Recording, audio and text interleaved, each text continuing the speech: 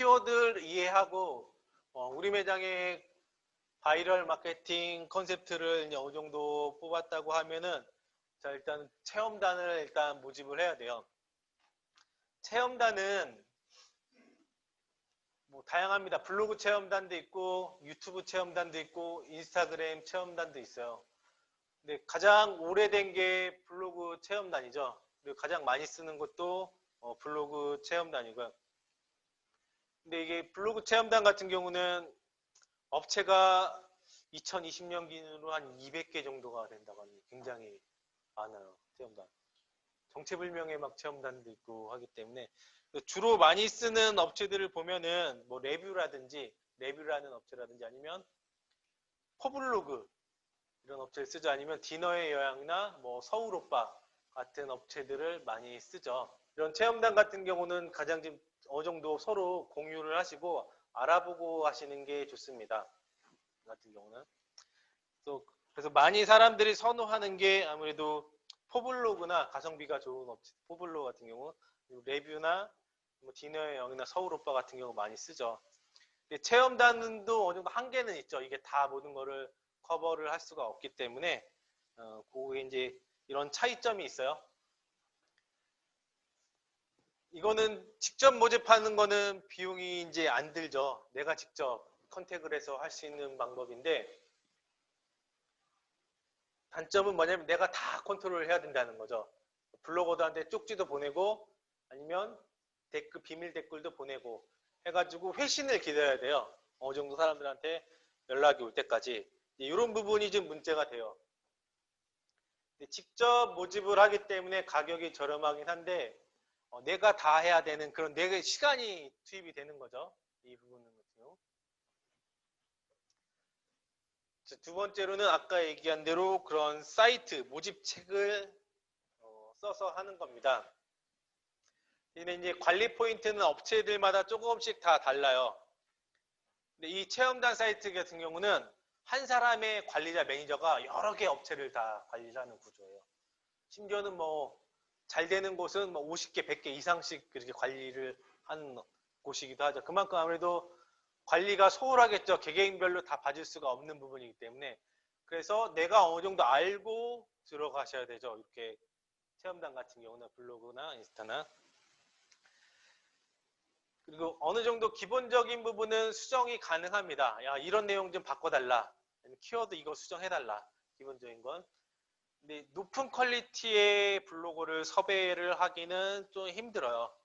이게 어느 정도 체험단 같은 경우는 원하는 요구 조건을 모두 다 반영을 한다는 거는 불가하기 때문에 내가 직접 다 체크를 해야 됩니다. 혹시 뭐 내용 잘못 쓴 게 없는지, 키워드 잘못 반영한 게 없는지.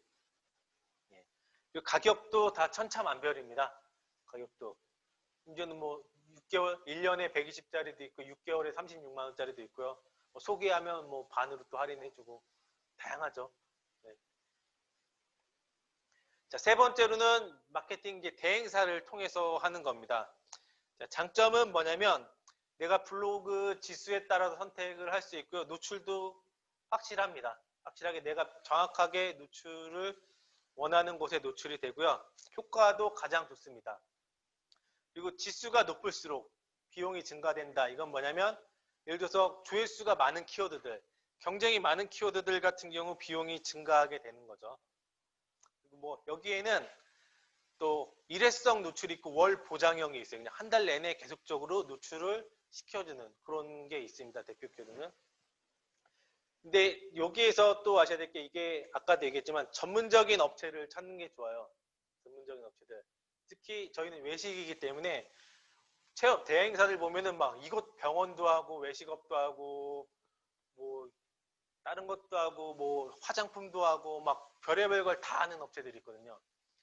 물론 마케터들이기 때문에 각자 세일즈 포인트는 뽑아내고 뭐 하겠지만은 아무래도 상품을 글을 쓰고 뭔가 이렇게 차별화 포인트를 잡는데 전문적인 업체보다는 좀 더 떨어지겠죠. 예. 그리고 사장이 체계를 모를수록 비용이 많이 증가하게 됩니다. 그러니까 그 부분이 좀 문제가 되겠죠. 근데 이래서 대행사를 진행할 때 가장 문제가 뭐냐면 이게 서로 조금 친해진 상태에서 이걸 갖다가 진행하면 좋은데 전혀 모르는 상태에서 하다 보니까 조금이라도 뭐가 문제가 생기거나 뭐 이렇게 하면은 서로 그냥 꽁 하고 있는 거예요. 그러다가 그냥 그냥 좀 잠깐 쉬겠다 막 이렇게 하고 좀 편하게 대화하고 해야 이게 좀 반영됐으면 좋겠어요. 뭐 이게 좀 됐으면 좋겠어요.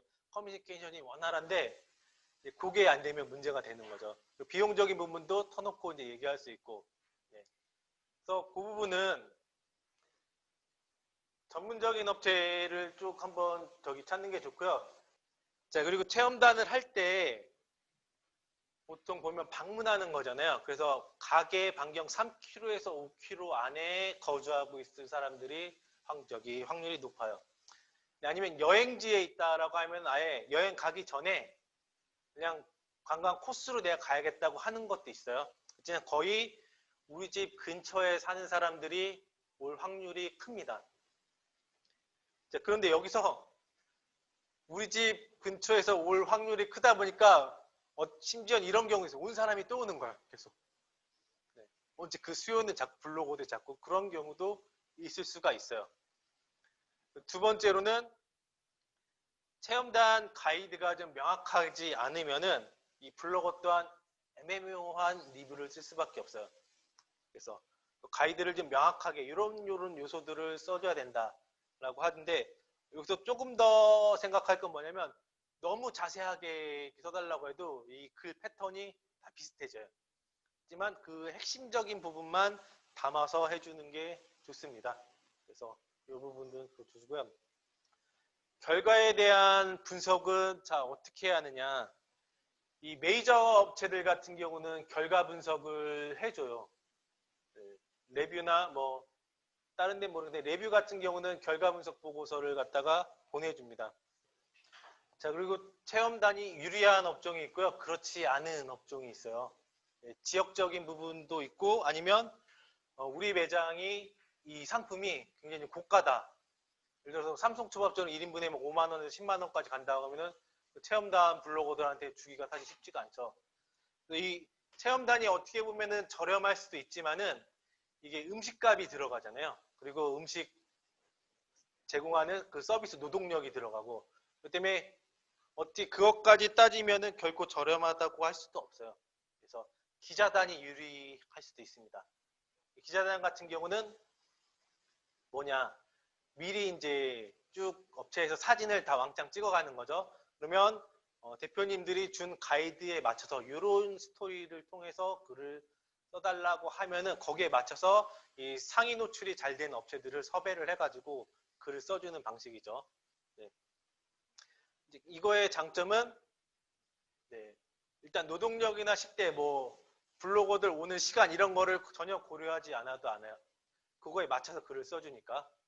단점은 지금 이걸 갖다가 서로 이렇게 정확하게 가이드를 얘기하고 하지 않으면 거의 글 패턴이 비슷해질 수도 있어요. 내가 보면 다 똑같이 이렇게 볼 수도 있어요.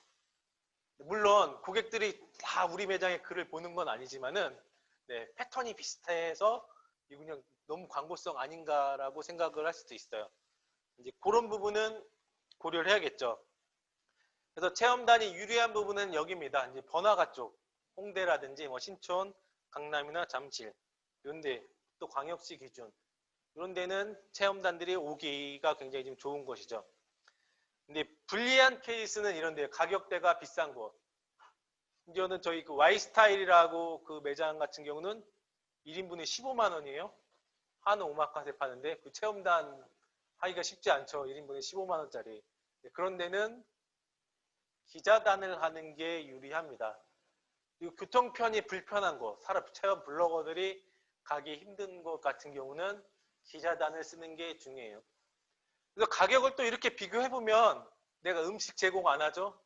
그리고 노동력 시간 안 들어가죠.